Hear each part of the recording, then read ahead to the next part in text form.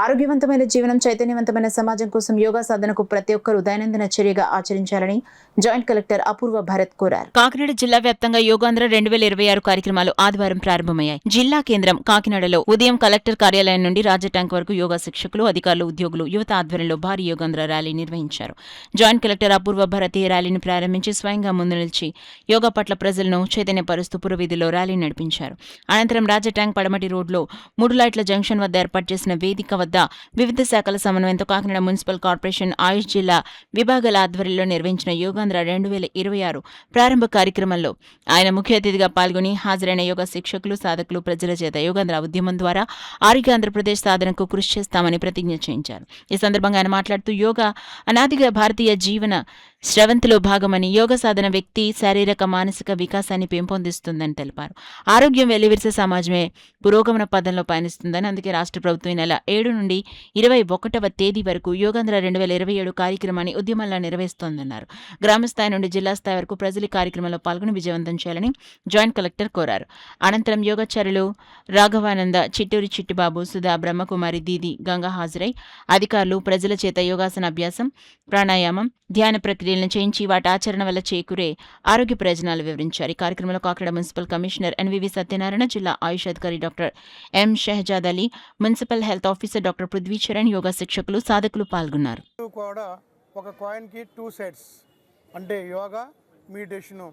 ఎప్పుడైతే మనం ఆరోగ్యంగా ఉండి అంటే ఫిజికల్గా ఆరోగ్యంగా ఉండి మానసికంగా కూడా ఆరోగ్యంగా ఉన్నప్పుడే మనిషి యొక్క జీవితం సార్థకత అవుతుంది.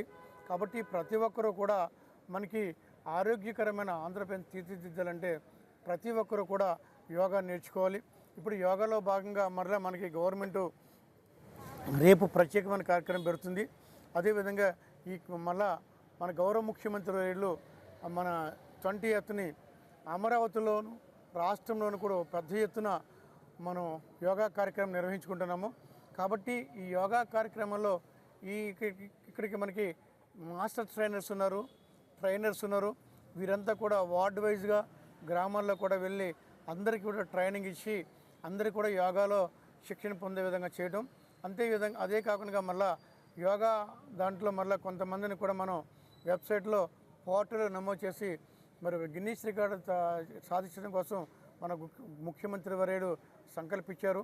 వారి యొక్క సంకల్పానికి అనుగుణంగా మనందరం కూడా యోగా చేసి యోగా ద్వారాగా ఆరోగ్యం సాధించి ఆరోగ్య ద్వారాగా ఆరోగ్య ఆంధ్రప్రదేశ్ సాధించే విధంగా మీరందరూ కూడా కృషి చేస్తారని ప్రత్యేక నమస్కారం తెలియజేసుకుంటున్నాను.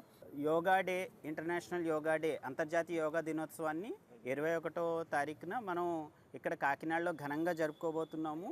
ఈ సందర్భంగా ప్రతి డిపార్ట్మెంట్లోనూ ప్రతిరోజు యోగా దినోత్సవానికి సంబంధించి ట్రైనింగ్లు, ఇటువంటి కార్యక్రమాలు జరపడం జరుగుతుంది. వీటిలన్నింటిలో అన్ని డిపార్ట్మెంట్స్ వాళ్ళు, ప్రజలు అందరూ పాల్గొని దీన్ని సక్సెస్ఫుల్ చేయాలని కోరుకుంటున్నాము.